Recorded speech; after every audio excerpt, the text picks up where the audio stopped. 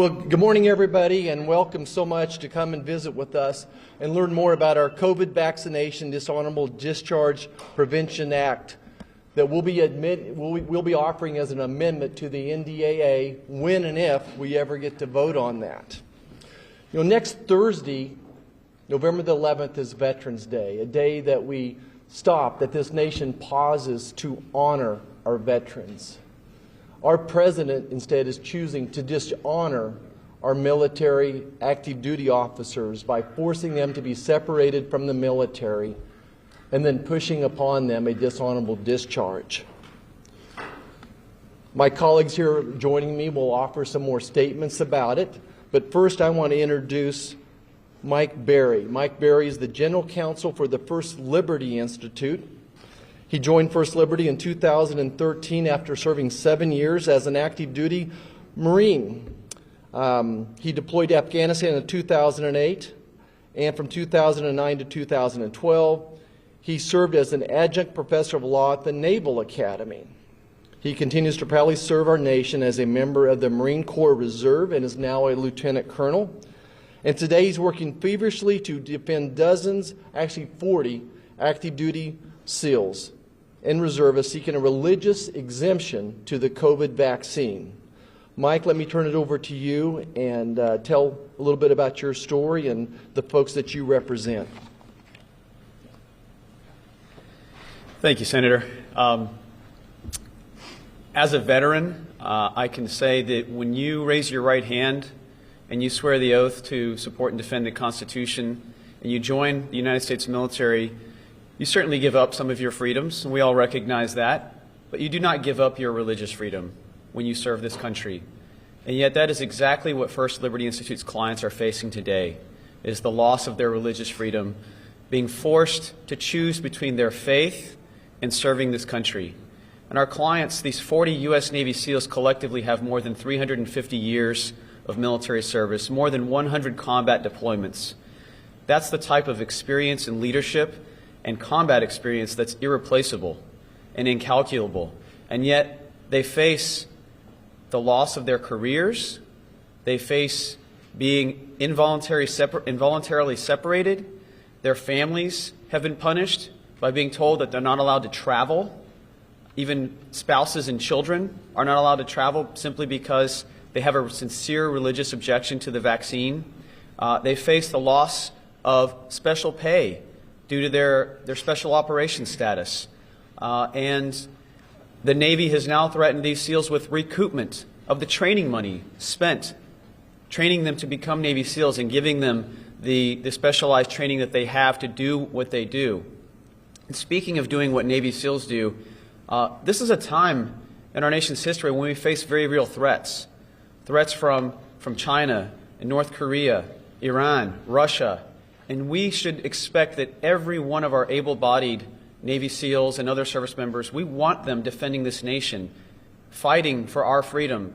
And instead, they're fighting for their livelihoods and their careers. That's un-American and that's wrong. So First Liberty Institute, it really is one of our greatest honors to represent these warriors, these Navy SEALs. And all we're asking is that the Department of Defense honor the Constitution and the rule of law, honor its own regulations, and allow these Navy SEALs to continue to serve with a religious accommodation to avoid having to take this vaccine that violates their conscience and their sincerely held religious beliefs. Again, I'm proud to represent them. I'm proud to be a part of First Liberty, and I thank the gentlemen, the senators behind me, who are also standing up for religious freedom in our military. Thank you. Thanks, Mike. Good job. Thank you. Rick Scott. First, I want to thank Senator Marshall for putting this together. My father served in the Second World War. He did all the combat jumps as a member of the 82nd Airborne. I'm very proud of what he did. I've got a picture of him in my office along with a rifle from his company. He never thought he'd come back alive. Very few of his friends came back alive. I had the opportunity to join the Navy. My father told me how great the food was in the Army, so I decided to join the Navy. And I knew there wouldn't be any foxholes, so I joined the Navy at 18 years old. I served as a radarman. I never imagined that our federal government, that I took the oath to defend the freedoms of this country, would come back and say, if you don't put something in your body that you don't feel comfortable with, right or wrong. And I took the vaccine. I've had COVID. But if you don't do this, then we're going to one, kick you out of the military, something that, so many of my friends served and my family members served for decades, and we're going to give you a dishonorable discharge. I mean, and which is going to have first, it's going to impact your livelihood. Second, it's going to impact your future.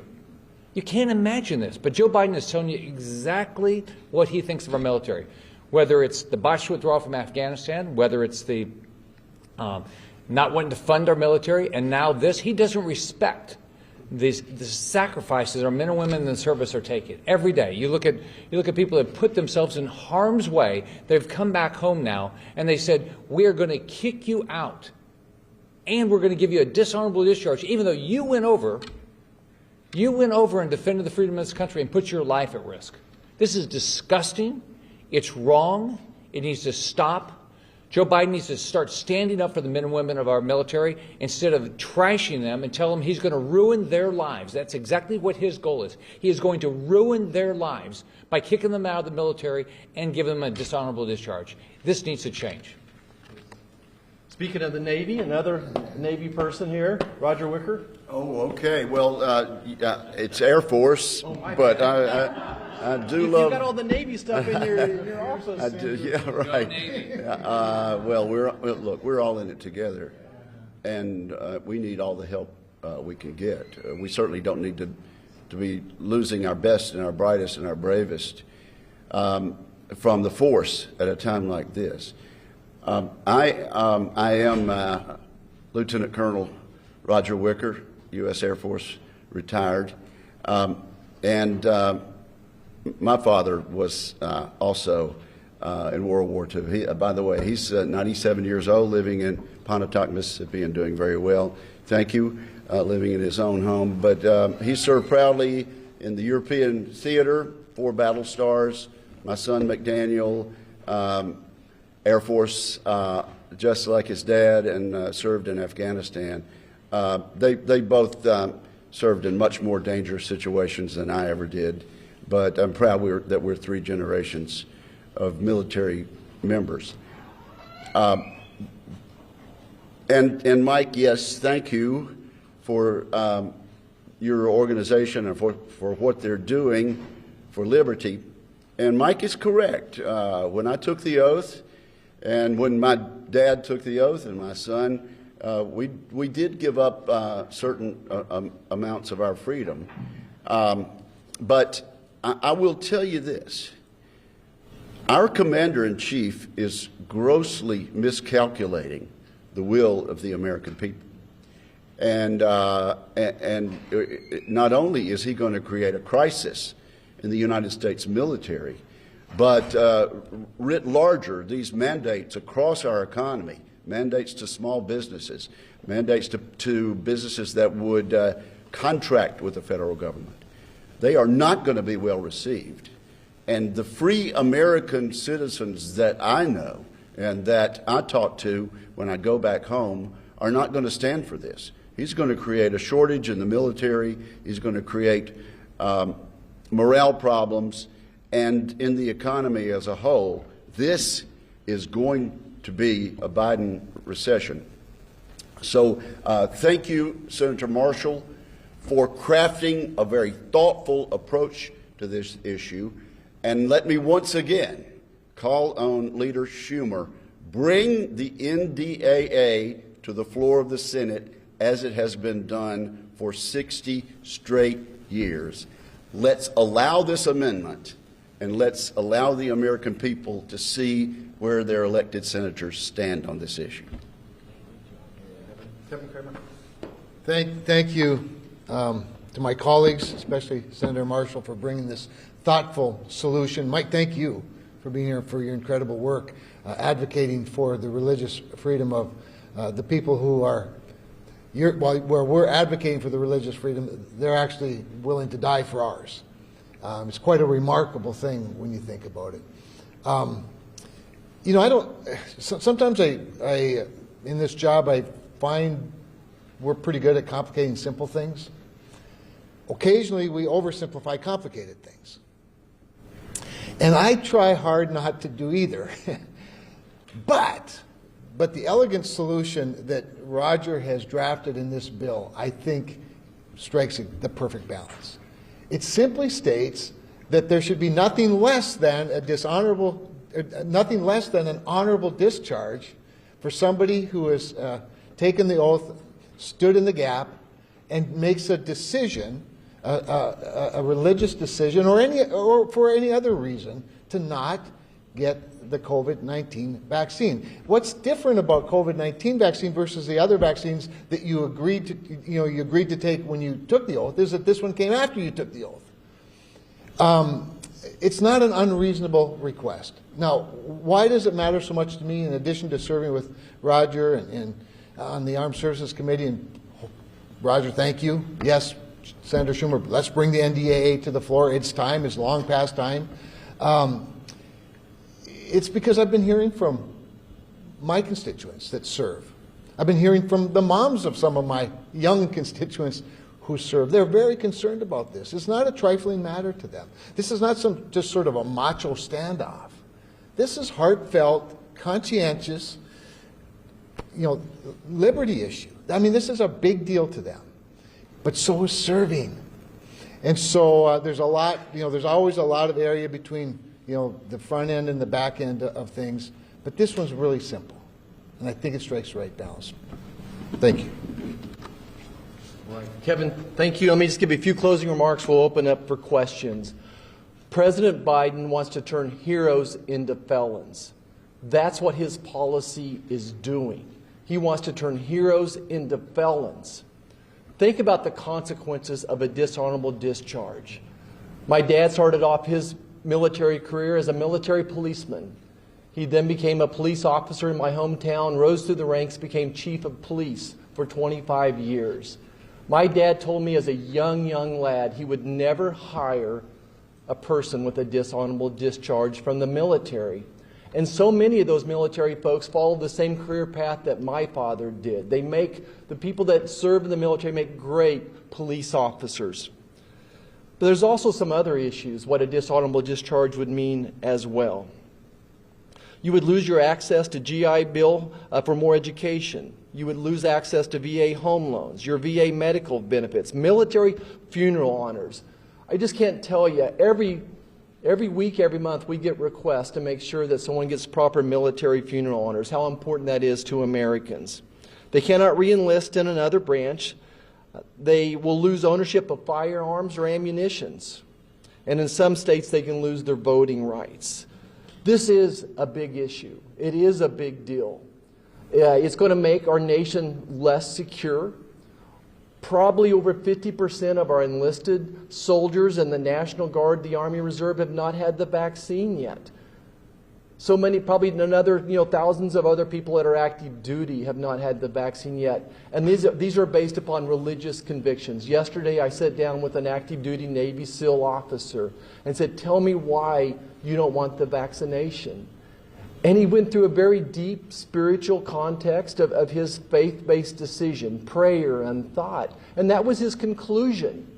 And I'm not saying that I would follow his logic perfectly, but I respect his faith and his ability to make that decision.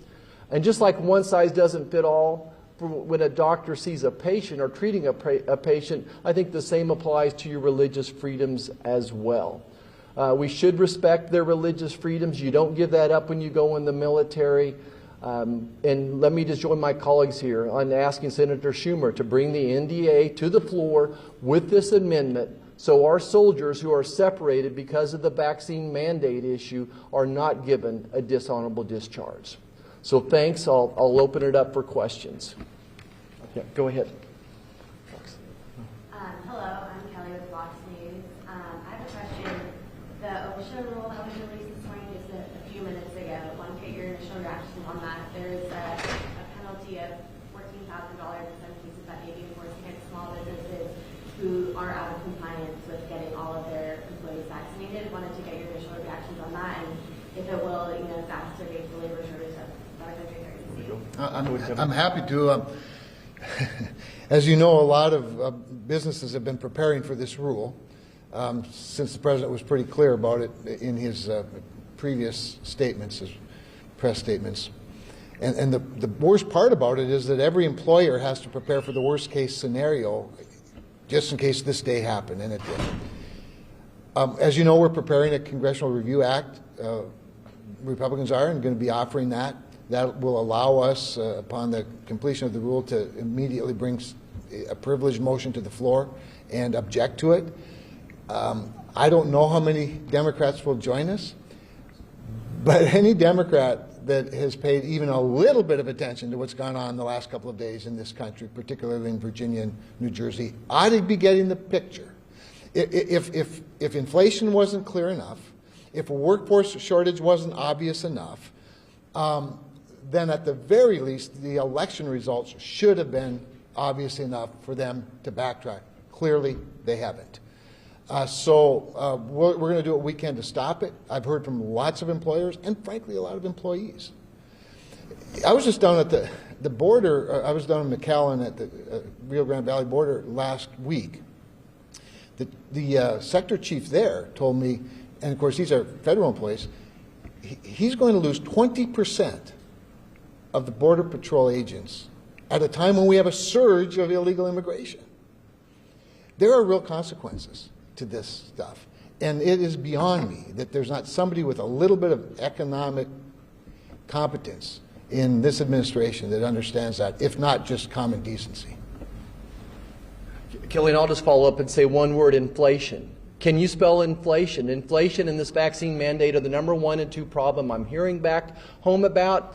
This rule from the President is going to exacerbate an already horrible labor shortage problem. It's going to create more supply chain blocks, and that's going to lead to inflation as well. This vaccine mandate, federal vaccine mandate, is unconstitutional, and from a practical standpoint, I just couldn't think of another worse decision for this President to make right now. Yes, sir. Eric Gonzalez with EWTN News Nightly. Thank you so much, Senators, for holding this. First question I just have is, with the Air Force in particular, they've received 5,000 religious exemptions, and so far they have granted 0. Your reaction to that? Yeah. Mike, you want to take a stab at that one? Yeah, the Air Force has granted 0. The Department of the Navy has said that it has not granted a single religious accommodation for a vaccine since 2015. They seem to be proud of that statistic, which surprises me and disappoints me. I think what it shows is that there is no intent to grant any religious accommodations to these vaccines, and yet that's exactly what the law provides for, right? You have federal law, Department of Defense regulations that all, for years, have allowed service members to seek religious accommodations, and not even just in the vaccine context. Let's just look at history. During World War II, there was a conscientious objector who sought a religious accommodation. He wanted to continue to serve his nation, but he did not want to carry a weapon in combat because of his religious beliefs. He was court-martialed for that because he refused to carry a weapon. And then the Army came to its senses and thought, you know what, we need every able-bodied person into this fight that we can get. And they said, we're going to allow him to serve as a medic so that he doesn't have to carry a weapon.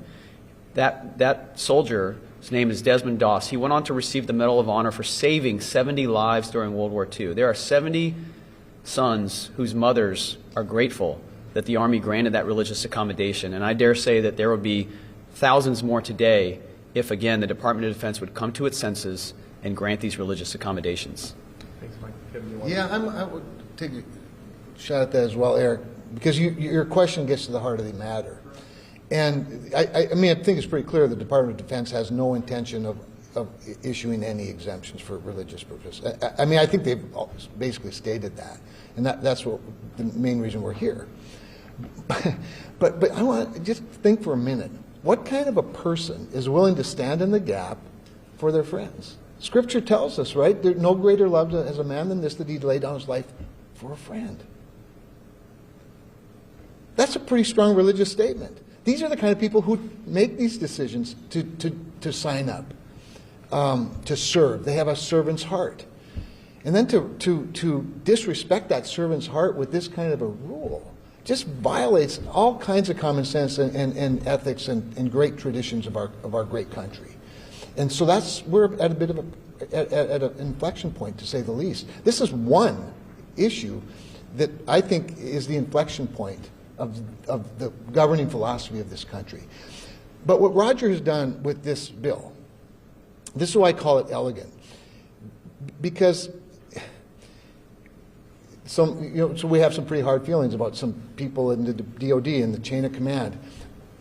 But what this does is it doesn't necessarily criticize the chain of command. It takes this burden from them. There are times when we need to give our commanders flexibility, and then there are times when we need to prescribe. One of the great things about the exceptionalism of America is that our military is led by civilians. And people that elect those civilians are the people we respond to. We have different jobs. Whether you carry a weapon, fly a jet, sail, whether you have stripes or stars or eagles, their job's different than our job. And our job is to set policy, and occasionally that policy needs to be very prescriptive. This bill is very prescriptive, and I would think every commander, because remember, at the end of the day, there's only one commander, and that's the commander-in-chief. So everybody else is carrying out his orders. And so the Congress of the United States has this opportunity in the National Defense Authorization Act that needs to come to the floor. We're already dangerously late. No other country is waiting on us, certainly not our adversaries. And this is just one more thing that's one more reason why we need to pass the NDAA, so that we have a ready, deployable, committed military that's adequately paid, compensated, and knows that we have their backs. Yes. Just a quick follow-up question, Sure. if I can. Yeah. You talked a little bit about how this is going to have a direct effect on the number of people who want to even serve, who are in the military right now, who want to continue to serve. But do you think that is the ultimate goal when you're looking at the bigger picture of the Democratic Party, when you look at the spending for defense? Yeah. So I have a hard, I try to avoid getting in the heads of other people or impugning their motives. I don't know what motivates them. But it's hard not to be a little bit cynical when you consider the threats in our world. You guys, in case we hadn't noticed, China successfully tested a hypersonic missile recently that orbited the entire Earth, a missile capable of carrying a nuclear warhead and capable of avoiding our detection. They're not screwing around. And by the way, they don't care about their men and women that wear the uniform. They just order them to do it. And so you do sort of wonder, what is your goal in all of this? I want every mom and dad in America who has children to be proud if their child should make a decision to join the military. What I don't want is every mom and dad in America advising their children, whatever you do, don't join that outfit, because they're going to strip you of more liberties than you're willing to defend. I think it has a real readiness component to it, and whether or not that's the goal, it certainly is what's being accomplished if we're not careful. Yeah. Let's all righty. I got to get, wait just a second, I got to get to a committee here, and I'm still good. Go ahead. We're run by our schedulers. Yes. Thanks so much for doing this. Of course. There's been some support on the House side for this type of proposal. Do you expect any Democratic support for your proposal in the Senate? I do think there's a great possibility of that, and this has been included in the on the House side already. So I think that's a great first step. There is a path to victory. I would sure like to think that there would be as well. Yes, sir. What I understand, you can only be dishonorable discharged if you're court-martialed. Are you suggesting that people who are refusing the vaccine are being court-martialed? I think that every branch of the military is going to be handling this differently, and certainly they're being threatened with court-martialed. And Mike, I think this is your expertise. Do you think that anyone might be court-martialed through this? It's definitely a fact that commanders have been using the threat of court-martial, whether that is a hollow threat or it's being used to pressure or coerce service members to get the vaccine remains to be seen. I do think that it's an interesting fact that the DoD has now admitted that it has been granting, although relatively few, it has been granting some medical exemptions, but that thus far it has not granted any religious exemptions. So we are now at a point where religion is being treated on a far less favorable status than other types of issues such as medical waivers, et cetera. And once again, that violates federal law. That violates the DoD's own regulations. So I also think that the Department of Defense knows that the vast majority of people who have not yet received the vaccine, that they haven't received it because they have a sincerely held religious objection. And I don't think that that's lost on the Department of Defense. And so, I'll let other people speculate and connect the dots as to why the Department of Defense might be digging in its heels and saying, well, we're not going to grant any of these religious exemptions, when that continues to be the vast majority of those who have yet to be vaccinated. Daniel, this is why the prescription's so important. Sure, you carry out the worst case scenario, and we're just taking that worst case scenario off the table. That relieves the commanders, it relieves the Department of Defense, it relieves even the chairman of the Joint Chiefs of Staff from making a different decision. And they should be relieved with that relief. And a quick follow-up as well. Remember what the first comments from the White House were on this issue, is that the president wanted the dishonorable discharge to be given to these people. Was it Jen Psaki or the president's words out of their mouth? I don't know. Okay, so that was the first response from the Commander-in-Chief's office as well. Probably got time for one more. Go ahead, John. Dr. Marshall, the NIH put out some information saying they had a study. The NIH put out some information saying they had a study that proved that vaccines are more effective than natural immunity. If you're a doctor, I was wondering if you've seen this study, if you're familiar with it, if you could opine on whether or not vaccines are more effective than natural immunity, how that works. Your thoughts are? I appreciate the question. I think that the wealth of evidence, the wealth of studies would suggest that natural immunity is better than vaccination immunity. And what the NIH and the CDC does is they conflate an issue. They want to talk about having had the virus plus the vaccine as opposed to immunity from natural immunity as opposed to the vaccine. They constantly conflate the issue. The latest study that they put out, will be in a hearing here in a few minutes, submitting articles that dispute and just really tear down that study. It was one of the worst quality of studies I've ever seen in my life. I can't believe that they printed it. And have lots of quotes from doctors just dispelling what a horrible representation that was as far as a study. I'm begging the CDC to acknowledge natural immunity. We have time for two more questions. We'll take it from the Zoom. Leo Shane with Military Times. Go ahead.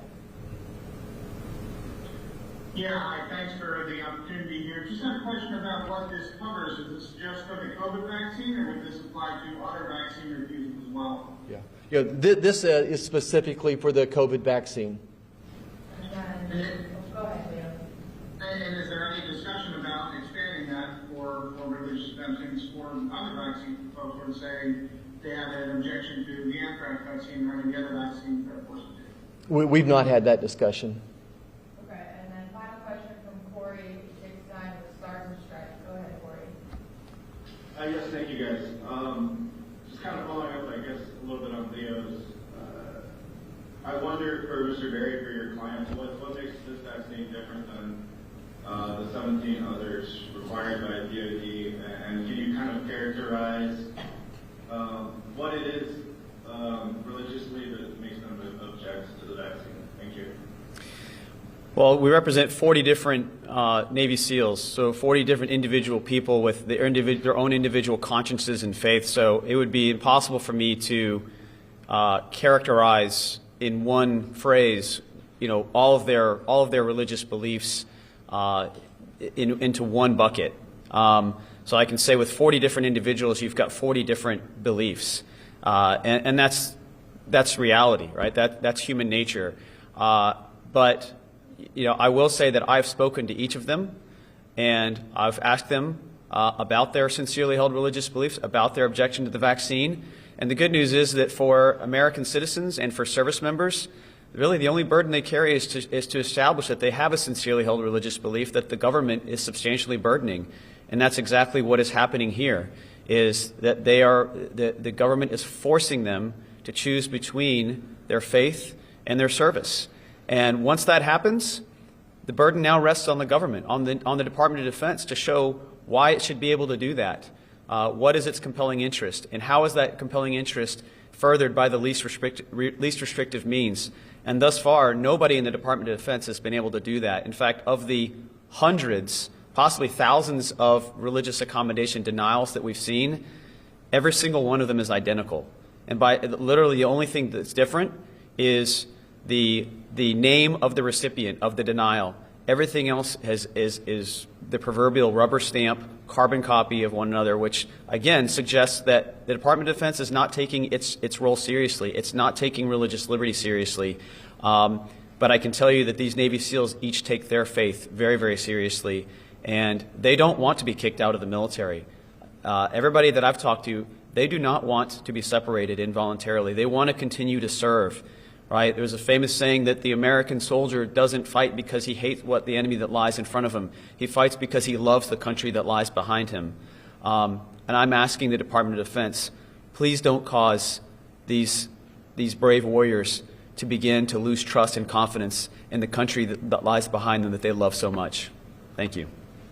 Closing comments, Kevin? I think that Okay. I want to wrap it up with just one more thought. I want to put names and faces on this story. I mentioned yesterday that I sat down with a Navy SEAL and listened to his story. And just how one size doesn't fit all. There's no way the CDC can have a policy to take care of every situation like this, and nor can the DOD.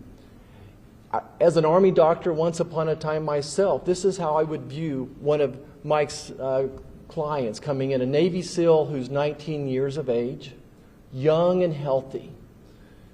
I would talk to him one-on-one about the vaccine and the potential benefits and the risk. That Navy SEAL officer I'm talking about has a 50 out of a million chance of getting heart inflammation, a swollen heart from this vaccine. That's going to put him out of action for 6 months. That same otherwise healthy Navy SEAL, maybe 5 out of a million chance of getting hospitalized, probably even less than that, as good a shape as they're in. So I'm the Army doctor, and I'm trying to keep my platoon ready to go, ready for action. Which is worse? Which is better? And that's why you can't apply one size fits all to everything. On the other hand, if there was a 55-year-old person in the military with type 2 diabetes, I would be begging him to get the vaccination and the booster. I support the vaccine. I don't support mandates. I don't support one size fits all. And then I want to take it to the religious freedom side of this. Again, like Mike said, you listen to 40 Navy SEALs, why they want a religious exemption. Everyone is different. I think our chaplains do an amazing job in the military. Why aren't they involved in this process of listening to this soldier's story and saying, I get it. You have a deep-seated faith here. You've made a decision based upon prayer. You've visited with your pastor, your family. All these people, I think that God speaks through the friends and my God usually talks to me through my wife very often. So I think that there is an element of individuality here what this nation has always stood to fight for. And just close once again, Senator Schumer, please bring the NDA to the floor so we can vote on this amendment and make sure that our soldiers don't get a dishonorable discharge. Thank you so much.